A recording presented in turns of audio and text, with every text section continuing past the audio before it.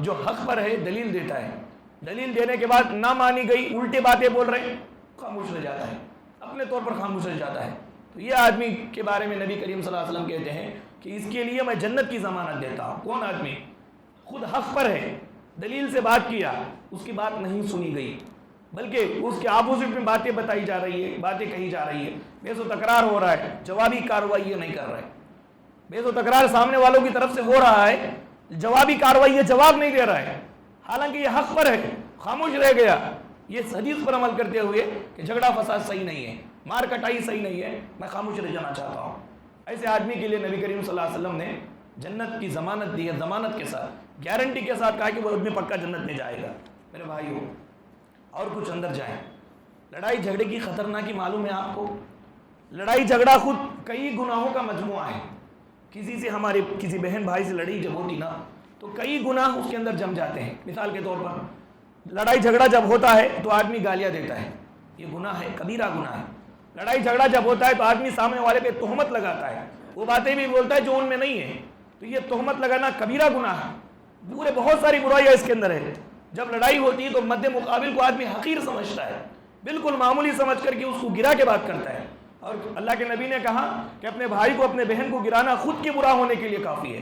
تو یہ برائی بھی اس کے اندر شامل ہو گئی، سامنے والے کو حقیر سمجھتا ہے، مارتا ہے، خون بہاتا ہے، یہاں تک کہ قتل بھی کر دیتا ہے. بعض موقع پہ انسان قتل بھی کر دیتا ہے، اس کو مار بھی دیتا ہے. تو کتنے گناہ اس کے اندر داخل ہو گئے، شامل ہو گئے. شریعت ذرا بھی اجازت نہیں دیتی لڑائی جھگڑے کی، ذرا بھی اجازت نہیں دیتی. آپ حق پر ہیں پھر بھی آپ کو لڑنے کی اجازت نہیں ہے، شریعت ذرا بھی اجازت نہیں دیتی. نبی کریم صلی اللہ علیہ وسلم نے ایک حدیث کے اندر بیان فرمایا، حضرت داؤد علیہ السلام نے سلیمان سے نصیحت فرمائی. سلیمان علیہ السلام سے داؤد علیہ السلام نے کہا کہ لوگ بیٹا جھگڑو نہیں کسی سے، جھگڑا کرنے سے بچو، کیونکہ اس کا فائدہ جھگڑے کا فائدہ نہ ہونے کے برابر ہے، لیکن اس کا نقصان یہ ہے کہ دو بھائیوں کے درمیان دشمنی پیدا ہو جاتی ہے. لڑائی اور جھگڑے کا فائدہ کچھ نہیں ہے، نہ ہونے کے برابر ہے، لیکن نقصان کیا ہے اس کا؟ دو بھائیوں میں لڑائی شروع ہو جاتی ہے، دشمنی پیدا ہو جاتی ہے یہ لڑائی جھگڑے کی وجہ سے. محمد بن علی بن حسین، یہ ہمارے سلف میں سے ایک سلف گزرے ہیں، اسلاف میں سے، یہ کہتے ہیں کہ جھگڑا سچائی کو مٹا دیتا ہے، اور جھگڑا لوگوں کے دلوں میں کینہ، کٹرا پیدا کرتا ہے. کٹرا لوگوں کے دلوں میں کینہ پیدا کرتا ہے، حسد اور جلن کو پیدا کرتے ہیں. لڑائی جھگڑا، مارم کاٹی، فساد، یہ انسان کے دلوں میں کینہ پیدا کرتا ہے. مومن کی پہچان نہیں کہ دل میں کینہ رکھ کر کے جیے، وہ سینہ نہیں اچھا جس کینے میں کینہ ہو، اور کینہ رکھ کر کے جینا صحیح اچھا نہیں ہے انسان کے لیے. میرے بھائیوں آپ غور کریں، جھگڑوں کا اینڈنگ کیا ہے؟ جھگڑوں سے کیا آخر حاصل کیا ہوتا ہے؟ جھگڑوں کا اینڈنگ ویرانیاں، تباہیاں، بربادیاں، اور کچھ نہیں.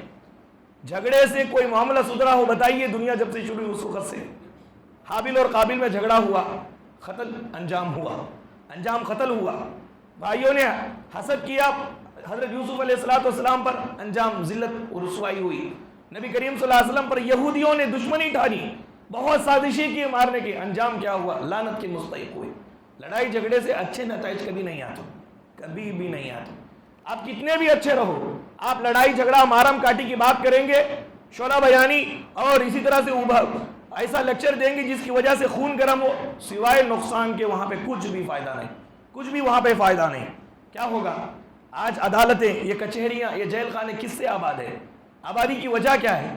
جیلوں میں لوگ پڑے ہوئے ہیں، عدالتوں میں لوگ جا رہے ہیں، کچہریوں میں لوگ جا رہے ہیں. وجہ یہی ہے کہ ذرہ لمحہ پر صبر نہیں کر سکتے، صبر کیے بغیر جھگڑا فساد کیے، مارم کاٹی کیے، عدالتوں پہ، کورٹوں پہ چڑھے، کچہریوں پہ چڑھے، جا کے پورے کی پوری وہ آباد ہیں آج، اس لیے کہ صبر کم ہو گیا، لڑائی جھگڑے زیادہ ہو گئے، تو میں کر جینا. میرے بھائیو یہ کوئی اچھی چیز نہیں ہے. آپ کو معلوم ہے مسلمان ہم ہیں، نیک عمل ہم کو کرنا ہے، گناہوں سے بچنا ہے، لیکن لڑائی جھگڑا کرنے سے جو نیک اعمال ہم نے کیے وہ نیک اعمال بھی برباد ہو جائیں گے، نیک اعمال جو ہم نے کیا وہ بھی برباد ہو جائیں گے. نبی کریم صلی اللہ علیہ وسلم نے بیان فرمایا کہ روزہ ڈھال ہے. لوگوں اگر تم میں سے کوئی روزہ رکھے تو بیہودہ بات مت کرو، جہالت کی بات مت کرو. اگر آپ سے کوئی لڑے تو تم کو بول دو کہ انی صائم ہوں، جوابی کارروائی مت کرو. کوئی لڑ رہا ہے آپ روزے سے، کوئی آپ کو لڑ رہا ہے تو آپ کو کیا بولنا ہے؟ میں روزے دار ہوں بولنا ہے. اگر آپ جوابی کارروائی کریں گے تو نبی کریم صلی اللہ علیہ وسلم نے بیان فرمایا کہ اللہ کو کچھ بھی پسند نہیں ہے اس کا بھوکا رہنا، کیونکہ یہ لڑائی جھگڑا کر رہا ہے تو اس کے لڑائی جھگڑے سے اس کا روزہ متاثر ہو گیا، نیک عمل اس کے برباد ہو گئے۔ میرے بھائیو، لڑائی جھگڑا کرنے سے اللہ خوب نفرت کرتا ہے، محبت کرنے والا پروردگار نفرت کرتا ہے۔ امی عائشہ بیان کرتی ہیں، نبی کریم صلی اللہ علیہ وسلم نے بیان فرمایا، اب غض الرجال علی اللہ الالد الخصیم، اللہ تعالیٰ کے نزدیک سب سے زیادہ سخت نفرت کے قابل لوگوں میں وہ آدمی ہے جو جھگڑالو ہے، بات بات کو جھگڑا کرتا ہے، لڑائی کرتا ہے، مارم کاٹی کرتا ہے، افواہیں پھیلاتا ہے، لوگوں کے خلاف، دوسرے لوگوں کے خلاف دوسرے لوگوں کے دلوں میں زہر بھرتا ہے، خواہ مخواہ معاشرے کو مسموم بنایا ہوا ہے، زہر آلودہ بنایا ہوا ہے۔ یہ آدمی اللہ کے نزدیک سب سے سخت نفرت کے قابل ہے۔ اللہ اتنا محبت کرنے والے نفرت کرتے ہیں۔ کبھی بھی مارنے والا مارتا ہے تو مارنے پر تعجب نہیں ہے، سب سے زیادہ محبت کرنے والا مارتا ہے تو کوئی معنی ہے۔ اللہ رب العالمین سب سے زیادہ رحم کرنے والا سخت نفرت کرتا ہے اس بندے سے جو بندہ یا بندی نفرت کر لڑائی جھگڑا مرم کاٹی کے پیچھے پڑے رہتے ہیں۔ یہ جنت کے اندر کبھی نہیں جائیں گے۔ اگر ہم غور کریں گے تو لڑائی جھگڑے کی بڑی بڑی خطرناک 3 صورتیں ہیں۔ پہلی صورت یہ ہے کہ علماء حق کے ساتھ لڑائی جھگڑا کریں، علماء کے ساتھ لوگ لڑائی جھگڑا کرتے ہیں۔ یہ کس کا شیوا ہے؟ یہ خوارج کا شیوا ہے، اہل بدعت کا شیوا ہے، کہ یہ جب علماء دلیل سے بات کرتے ہیں تو دلیل کے جواب میں ان کے پاس کوئی دلیل نہیں ہوتی تو اہل حق کو گالیاں دیتے ہیں، لڑائی جھگڑے پہ اتراتے ہیں، مار پیٹ کراتے ہیں، اپنے وقت کے بادشاہ اور بڑے لوگوں کو ساتھ لے کر کے ان کو ماننے لگاتے ہیں۔ خوارج کا طریقہ ہے، بدعتی لوگوں کا طریقہ ہے۔ تو یہ جھگڑے کی خطرناک اور سب سے بری صورت ہے کہ علماء حق کے ساتھ جھگڑا کیا جائے۔ اللہ کے نبی نے بیان فرمایا، ایسا لڑائی جھگڑا علماء کے ساتھ کرنے والا سیدھے جہنم میں جائے گا، سیدھے جہنمی ہے وہ، اس کے لیے کوئی شک ہی نہیں ہے۔ دوسری صورت لڑائی جھگڑے کی کہ میاں بیوی کا آپس میں لڑائی جھگڑا کرنا۔ میرے بھائیوں، یہ انتہائی خطرناک ہے۔ میاں بیوی جور مرد لڑ لیے تو کیا ہے؟ پہلی بات تو گھر برباد، بچے برباد، گھر برباد، شیطان خوش۔ اللہ تبارک و تعالیٰ، اللہ کے رسول نے بیان فرمایا کہ شیطان بڑا خوش ہو جاتا ہے اس جگہ پر آ کر کے جہاں پر میاں بیوی جھگڑ رہے ہوں، لڑ رہے ہوں، تو وہ جگہ بہت خوش، شیطان کی خوشی میں شامل۔ میرے بھائیوں، اللہ کے نبی صلی اللہ علیہ وسلم نے ضمانت دی ہے اس شوہر کو جو بیوی نافرمان ہے، غلط بات بولتی ہے، کتنا بولنے پر بھی سنتی نہیں ہے، پھر بھی یہ آدمی بحث و مباحثہ کیے بغیر خاموشی کے ساتھ صبر کرتا ہے، تو ضمانت ہے، پکی ضمانت ہے اس شوہر کے لیے کہ وہ جنت میں جائے گا۔ اور وہ بیوی بھی جنت میں جائے گی جو شوہر بہت زیادہ ظلم کرتا ہے، نافرمانی کرتا ہے، اس کو صحیح طور پر اس کا حق دیتا نہیں ہے، تب بھی یہ صبر کرتی ہے اس حدیث پر عمل کرتے ہوئے کہ جھگڑا نہیں کرنا ہے، خود صحیح پہ اس کا شوہر صحیح نہیں ہے، پھر بھی وہ عورت خاموش ہے، تو یہ جنت کے اندر جائے گی، اللہ کے نبی صلی اللہ علیہ وسلم کی ضمانت میں ہے۔ میرے بھائیوں، اس تیسری صورت لڑائی جھگڑے کی، یہ رحم کے رشتہ داروں سے جھگڑا کرنا، یعنی قریبی رشتہ داروں سے، خونی رشتہ داروں سے، قریبی لوگوں کو قائم رکھنا، مل کے رہنا، یہ بہت بڑا امتحان ہے دنیا میں، اللہ کا بہت بڑی آزمائش کی چیز ہے۔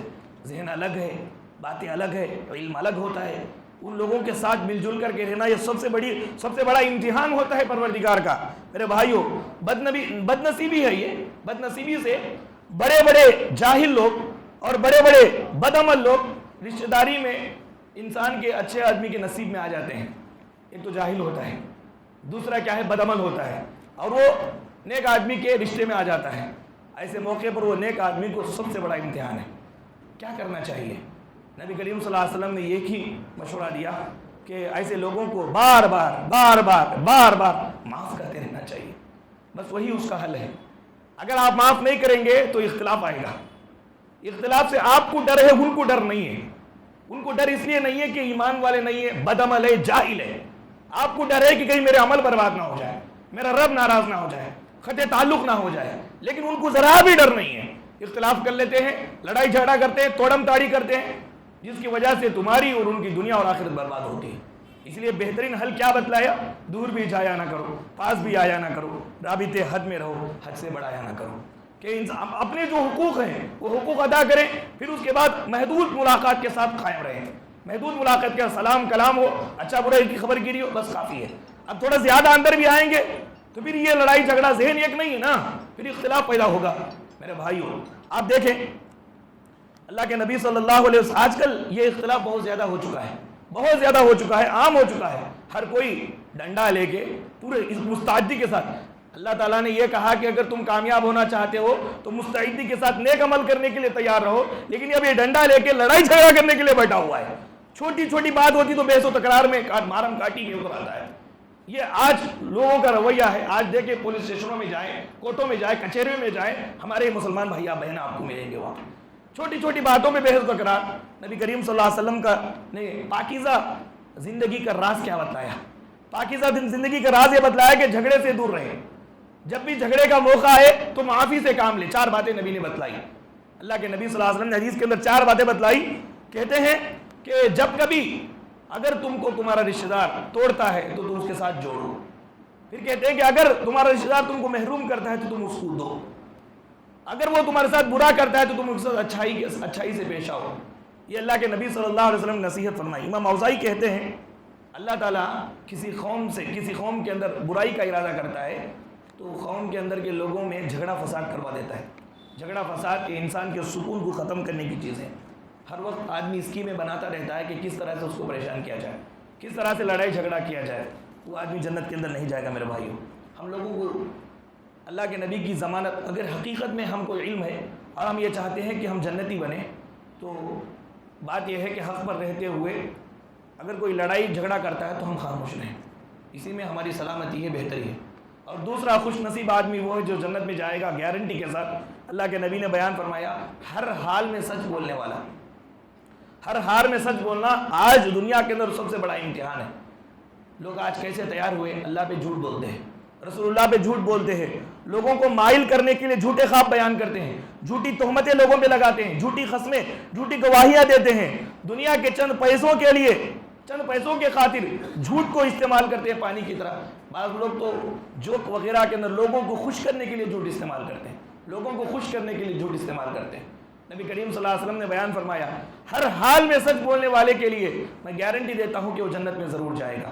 اللہ کے نبی نے بیان فرمایا کہ انا زعیم ببیت فی وسط الجنہ لمن ترک الکذب وان کان ماسحا, کہ میں اس آدمی کے لیے ضامن ہوں, ضمانت دیتا ہوں جنت کی جو آدمی مذاق میں بھی جھوٹ نہ بولے, مذاق بھی نہ کرے, جھوٹا مذاق بھی نہ کرے. معاملات میں جھوٹ بولنا تو بہت دور کی بات ہے, مذاق میں بھی جھوٹ نہ بولے. ایسے آدمی کے لیے میں جنت کی ضمانت دیتا ہوں. مذاق میں جھوٹ بولنا ناقص ایمان کی نشانی ہے, ایمان مکمل نہیں ہے. اور جنت میں جانے کے لیے ایمان کامل شرط ہے, اور ایمان کامل نہیں ہے تو آپ جنت میں نہیں جائیں گے.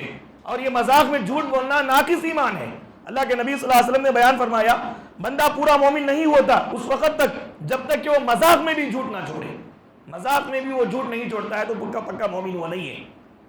وہ ماں بھی جھوٹی ہے جو اپنے بچے کو کچھ دینے کے لیے بلاتی ہے, ہاتھ میں کچھ نہیں ہے, بولی کہ بیٹا عید راؤ میں دینا چاہتی ہوں. حضرت عبداللہ بن عامر رضی اللہ تعالیٰ عنہ بیان کرتے ہیں میں چھوٹا بچہ تھا, میری ماں کے پاس نبی کریم صلی اللہ علیہ وسلم ہمارے گھر آئے بیٹھے ہوئے. میری ماں نے مجھے بلایا, کہا بیٹا آؤ عبداللہ یہ لو. تو میں فوراً آیا. اللہ کے نبی صلی اللہ علیہ وسلم نے میری ماں سے پوچھا کہ اے ام عبداللہ کیا دینا چاہتی تھی بچے کو جو بلائی ہو؟ تو ام عبداللہ نے کہا یا رسول اللہ میں کھجور دینا چاہتی تھی. کہا کہ ہاں اگر تم کھجور دینا چاہتی ہو تو کوئی بات نہیں, کچھ بھی نہ دینے کے لیے تم یوں ہی بچے کو بلانے کے لیے اگر یہ لو بول کر کے بلاتی تو تمہارے لیے جھوٹ کا ایک حصہ وہاں پہ لکھ دیا جاتا, تمہارے نامہ اعمال میں جھوٹ کا حصہ لکھ دیا جاتا.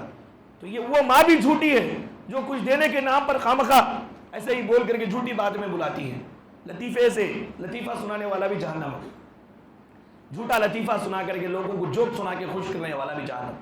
اللہ کے نبی صلی اللہ علیہ وسلم جہنم ہی نہیں, جہنم میں ویل نامی ایک جگہ ہے, وہ جگہ میں جائیں گے یہ لوگ جو صرف لوگوں کو خوش کرنے کے لیے جھوٹ بولتے ہیں. نبی کریم صلی اللہ علیہ وسلم نے بیان فرمایا جس نے لوگوں کو ہنسانے کے لیے بات کرتا ہے, صرف لوگوں کو ہنسانے کے لیے بات کرتا ہے, جھوٹ بولتا ہے وہ بات میں, تو ویل لہم وویل لہم.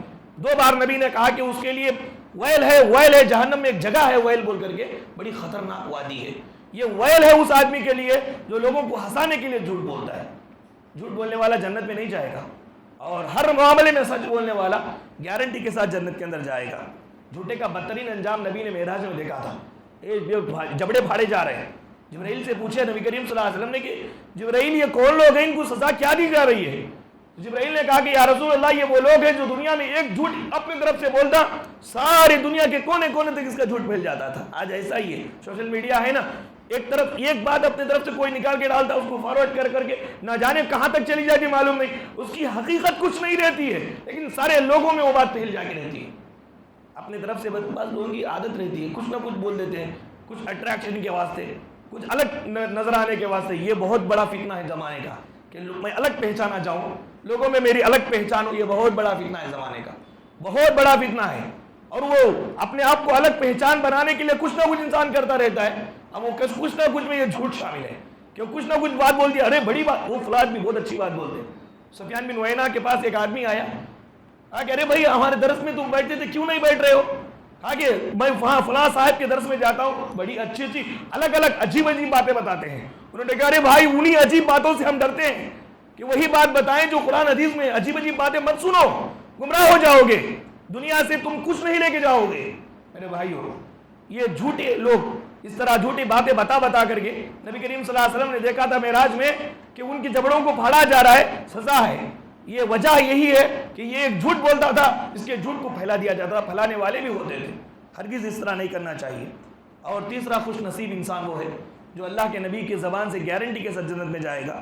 وہ ادب والا، اخلاق والا آدمی، ادب والا، اخلاق والا آدمی. اللہ کے نبی نے کہا انا زعیم ببیت فی اعلی الجنت لمن حسن خلقہ، کہ میں جنت کی ضمانت دیتا ہوں، گارنٹی دیتا ہوں کہ ضرور وہ بندہ وہ بندی جنت میں جائیں گے جس کے اخلاق اچھے ہیں.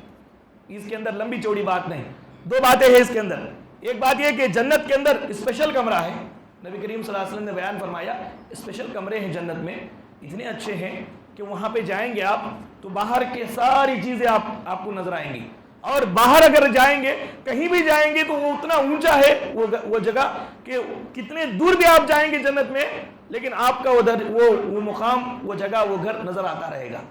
اتنا اونچا، اتنا عالی شان جگہ. نبی کریم صلی اللہ علیہ وسلم سے صحابہ کرام نے پوچھا یا رسول اللہ، اللہ تعالیٰ نے وہ گھر کس کے لیے تیار کر کے رکھا ہے؟ نبی کریم صلی اللہ علیہ وسلم نے بیان فرمایا اللہ تبارک و تعالیٰ نے وہ گھر تہجد پڑھنے والے کے لیے، بھوکوں کو کھانا کھلانے والے کے لیے، اچھی بات کرنے والے کے لیے تیار کر کے رکھا ہے. اچھے اخلاق سے رہنے والے کے لیے تیار کر کے رکھا ہے. اچھے اخلاق سے رہیں، بھوکوں کو کھانا کھلائے، راتوں میں اٹھ کے نماز پڑھے. یہ تین کام کرنے والوں کے لیے اللہ تبارک و تعالیٰ نے وہ جنت کے اندر اعلیٰ مقام رکھا ہے.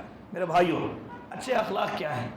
عدل کو بدل اچھے اخلاق ہے جو آج ہو رہا ہے. عدل کو بدل، اس کو انگلش میں جو ہے ٹک فار ٹاٹ بولتے ہیں، یعنی عدل کو بدل اچھے اخلاق ہے نہیں. ایک طرفہ حسن اخلاق اچھے اخلاق ہے. سامنے والا آپ کے ساتھ کیسا بھی بیہیور کی، کیسا بھی سلوک کرے، آپ اپنے طور پر اچھے انداز میں اس کے ساتھ پیش آئیں، یہ اچھے اخلاق ہے. اور ایسا رہنے والا نبی کریم صلی اللہ علیہ وسلم نے گارنٹی کے ساتھ جنت میں جانے کی بشارت دی کہ سامنے والا کیسا بھی ہو، ہم کو اپنے طور پر ہمارے اچھے اخلاق سے اس کو پیش آنا ہے. یہ اللہ کے نبی صلی اللہ علیہ وسلم نے کہا. آپ کو معلوم ہے کوئی آدمی جی بولتا ہے تو جی کو جی بولنا آسان ہے، جو نہ جی بولتا ہے اس کو ہاں جی بولنا بہت مشکل ہے.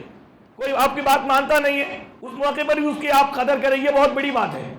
آپ ہاں میں ہاں ملانے والے سے ہر کوئی بات کرتا ہے کیونکہ وہ اپنے من کو اچھا لگتا ہے، لیکن جو آپ کو نیگلیکٹ کر کے بات کرے، جو آپ کو چھوڑ دے، اس آدمی سے آپ نباہ رکھے، اس کی عزت کرے، قدر کرے.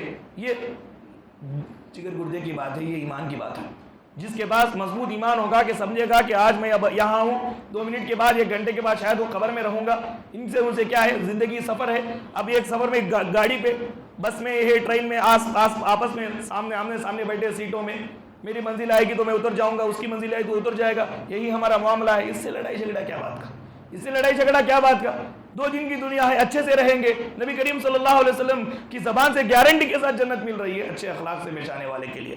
میرے بھائیوں، نبی کریم صلی اللہ علیہ وسلم نے بیان فرمایا اچھے اخلاق وہ ہے کہ تم اسے جوڑو جو تم کو توڑتا ہے، تعلق کٹ کرنے والے سے تعلق کو قائم رکھو، اور اس کو تم دو جو تم کو محروم کرتا ہے، پھر تم اس کو معاف کرو جو تم پر ظلم کرتا ہے، تم اس کے ساتھ اچھا سلوک کرو جو تمہارے ساتھ برا سلوک کرتا ہے. یہ اچھے اخلاق ہے، یہ اچھے اخلاق ہے میرے بھائیوں. ایسا اچھے اخلاق سے رہنے والا انسان نبی کریم صلی اللہ علیہ وسلم نے گارنٹی کے ساتھ کہا کہ وہ جنت میں جائے گا. اور آخری چوتھی بات، خوش نصیب انسان وہ ہے جو کسی سے نہیں مانگتا، مانگنے والا نہیں، کسی سے نہیں مانگتا. حضرت ثوبان رضی اللہ تعالیٰ عنہ بیان فرماتے ہیں نبی کریم صلی اللہ علیہ وسلم نے بیان فرمایا جس نے مجھے اس بات کی ضمانت دی کہ وہ لوگوں سے کچھ بھی نہیں مانگے گا، لوگوں سے کچھ بھی نہیں مانگے گا، اس بات کی اگر کوئی ضمانت دیتا ہے مجھے تو میں اس کو جنت کی ضمانت دیتا ہوں کہ اللہ تبارک و تعالیٰ سے اس کو کہہ کر کے ضرور جنت کے اندر اس کو داخلہ میں دلواؤں گا. میرے بھائیوں، اسلام اپنی طبیعت کے اندر بڑا خوددار ہے. اسلام خوددار ہے. اسلام مسلمان کو خودداری سکھاتا ہے.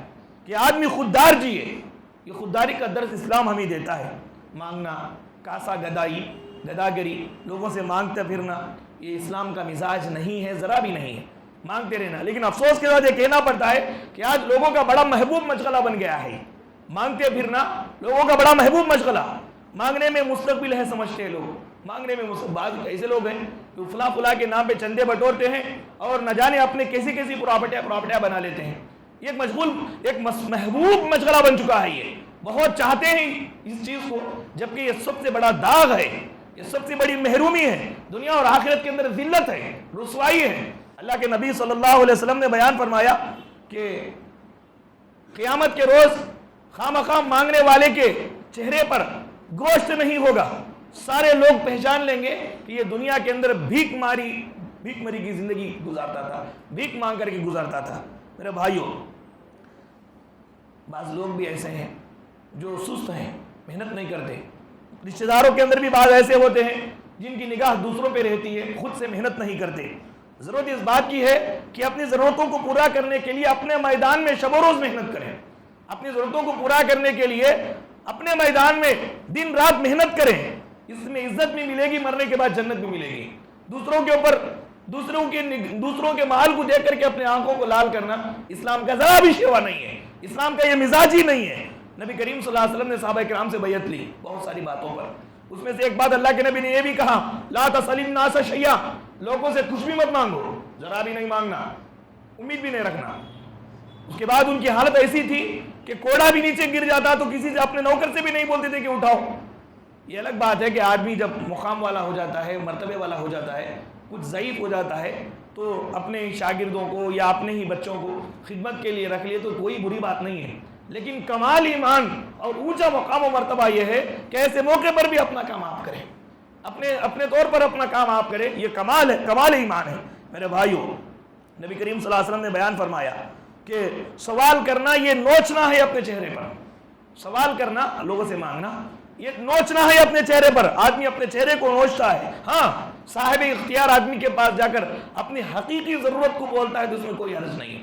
حقیقی ضرورت ہے تو وہ بولتا ہے اختیار والے کے پاس جا کے کہ اس کے ذریعے سے فائدہ ہو تو اس میں کوئی حرج نہیں ہے. لیکن خامخواہ بس اپنے لیے مانگتے رہنا یہ بہت بڑی ذلت کی بات ہے اور وہ آدمی جنت کے اندر نہیں جائے گا. یہ 4 خوش نصیب لوگ ہیں میرے بھائیوں. دنیا میں اسلام یہ کہتا ہے کہ اسلام قبول کرنے کے بعد نیک اعمال میں محنت کرو.